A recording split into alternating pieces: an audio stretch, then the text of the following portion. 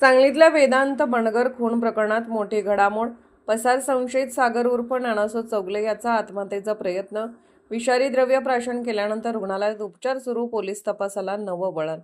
सांगली जिल्ह्यात गाजत असलेल्या वेदांत बंडगर खून प्रकरणात एक धक्कादायक घडामोड समोर आली आहे. या प्रकरणातील पसार संशयित सागर उर्फ नानासो माणिक चौगले राहणार अग्रण धुळगाव तालुका कवठेमहांकाळ याने विषारी द्रव्य प्राशन करून आत्महत्येचा प्रयत्न केल्याची माहिती समोर आली आहे. मिळालेल्या माहितीनुसार वेदांत बंडगर याच्या निर्घुण गोळीबारातील हत्येनंतर संपूर्ण सांगली जिल्ह्यात संतापाची लाट उसळली होते. या प्रकरणात मुख्य सूत्रधारासह अनेक संशयितांविरोधात संजयनगर पोलीस ठाण्यात गुन्हा दाखल करण्यात आला होता. या प्रकरणात अतुल वायदंडे याला यापूर्वीच अटक करण्यात आली होती, तर मुख्य सूत्रधार म्हणून समोर आलेल्या निलेश विठोबा गडदे यालाही पोलिसांनी अटक केली असून दोघेही सध्या पोलीस कोठडीत आहेत. मात्र किरण लोखंडे, विशाल चौगले आणि सागर चौगले हे तिघेही अद्याप पसार असल्याने त्याच्या शोधासाठी एलसीबीची पथके रवाना करण्यात आली होती.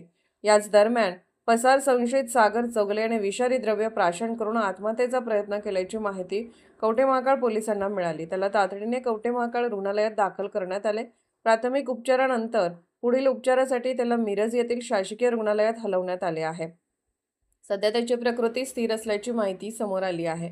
तसेच आत्महत्येचा प्रयत्न केल्याप्रकरणी कवठेमहांकाळ पोलीस ठाण्यात स्वतंत्र गुन्हा नोंदवण्यात आल्याची माहिती पोलीस निरीक्षक प्रवीण कुमार कांबळे यांनी दिली आहे.